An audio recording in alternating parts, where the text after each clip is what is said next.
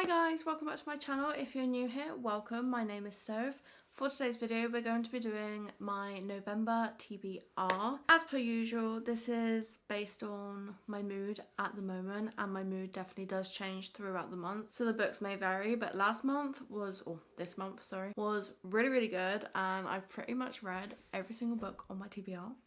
So, but I'm just going to get straight on into it. So first up, and probably my most important read for November, is Hunting Prince Dracula by Kerri Maniscalco. This month I read Stalking Jack the Ripper, and a bit of a spoiler for my wrap up that will come, but I absolutely loved it and gave it like 4.75 stars. It's literally one of my new favourite books, and I'm really excited to carry on with the series.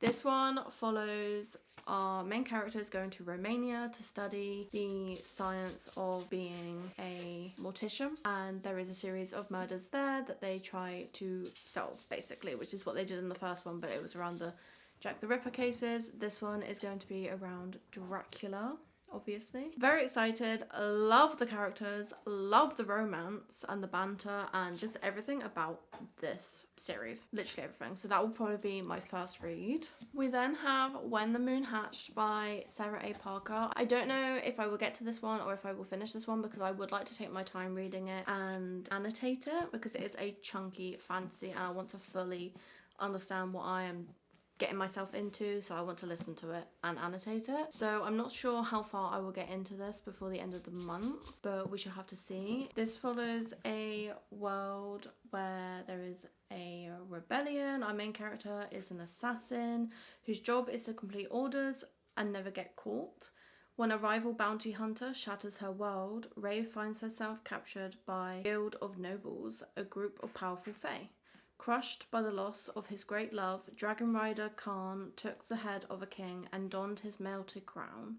Now, on a tireless quest to quell the never-ebbing ache in his chest, a clue lures him into the capital's high-security prison, where he stumbles upon the imprisoned Ray. Together, they seek truths that threaten to unravel everything they know about their world, and it has dragons. So, yeah, the dragons are what sold me, but the rest is just an added bonus, and I'm very excited to read it. I literally already have my tabs and highlighter palette picked out. Also, I'm really sorry about the lighting, but when I sat down and set myself up, it was really sunny.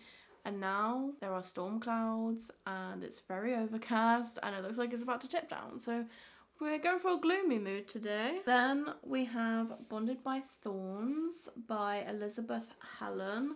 This is the Fairy Loot edition, but I will probably read it on my Kindle because it is on Kindle Unlimited, I think. I have no idea what this is about other than the fact that it is obviously a romantasy, and I've made a vow to myself to start reading more of my Fairy Loot books. This one follows 4 handsome fae princes, 1 awkward bookworm, an enchanted veil, and a beastly curse to break. Is this kind of like Beauty and the Beast vibes? When her father turns up missing, Rosie goes after him and finds herself in the enchanted veil, the land of the fae.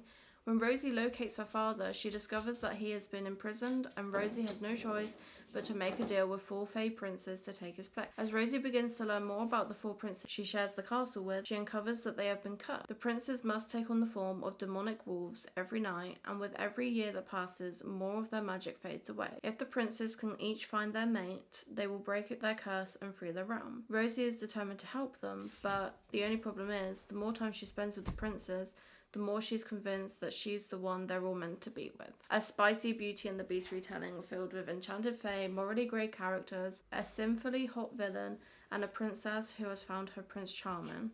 All 4 of them. Oh my gosh. Is this a why choose? I think it might just be. Okay, I'm actually really excited to read this, because I just know that even though our character is in a why choose situation, I will choose one of them for her.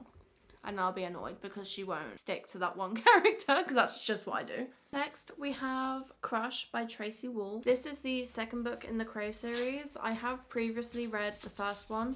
I'm so sorry about the tippy taps on my door, but it was a while ago, so I'm currently re-listening to it as a graphic audio, and this one also has a graphic audio, so I'm probably going to listen to it that way.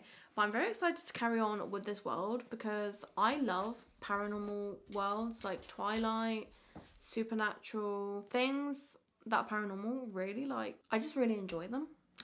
And okay, Twilight is not the best, but it's a fun time, you know? And this is a mixture of vampires, werewolves, dragons, all of the above. And I'm just really excited to carry on with it. I already know, obviously, how the first book ends because I have read it, but I'm rereading it to get like all the info that I've probably forgotten. And yeah, I'm just really excited to carry this one on. If you have never read Crave, it follows a girl who becomes an orphan, and then she goes to stay with her uncle and her cousin, but her uncle is a headmaster of Katmere Academy, so she has to become a pupil there too because it's a boarding school in like the depths of Alaska. And she basically finds out that the world is not as it seems, and the people around her are not as they seem. And with it being a paranormal story, you can kind of figure out vampires, werewolves, all of that jazz. But it's a really fun time. It is YA, so it's a really easy read, and yeah, I'm just excited to get back into it. We then have Clockwork Angel by Cassandra Clare. This has been on my TBR so many times, and so many times I have not picked it up, but I so desperately want to read it, and because I know I'm gonna love it. It's set in Victorian England or London. It follows, you know, pastime shadow hunters. I haven't read any of the other books, but I've heard that this is the series that is the best one, and then the follow on, which is like the Chain of Thorns ones, which I also have. But I'm just really excited to dive into this world. It says here, when Tessa Gray arrives in England during the reign of Queen Victoria, something terrifying is waiting for her in London's downworld, where vampires, warlocks, and other supernatural folk stalk the gaslit streets. Friendless and hunted, Tessa seeks refuge with the Shadowhunters, a band of demon hunters. Drawn ever deeper into their world, she finds herself fascinated by and torn between two best friends. So there's 3 books of the series. I do have all 3, and then I do have the Chain of Iron, Chain of Gold, Chain of Thorns books as well to carry on once I've done these. So I just really want to make a start into the series, please. I think I might try and find an audiobook. And next up we have Caraval by Stephanie Garber. This is a very popular trilogy.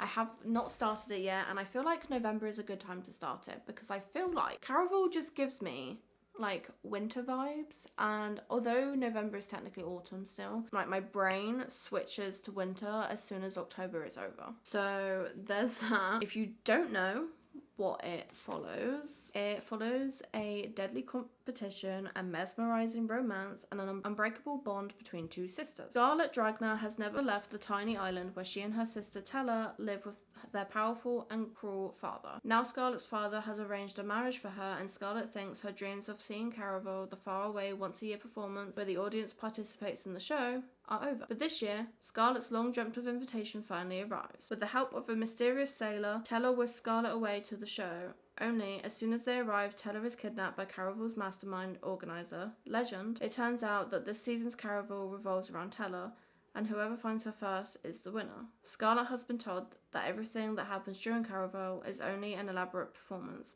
Nevertheless, she becomes enmeshed in a game of love, heartbreak, and magic, and whether Caraval is real or not. Scarlet must find Tella before the 5 nights of the game are over, or a dangerous domino effect of consequences will be set off, and her beloved sister will disappear forever. Doesn't that sound so fun? I just think it's going to be such an easy book to read, and it just gives me like, you know, circus, winter, cozy nights kind of vibes.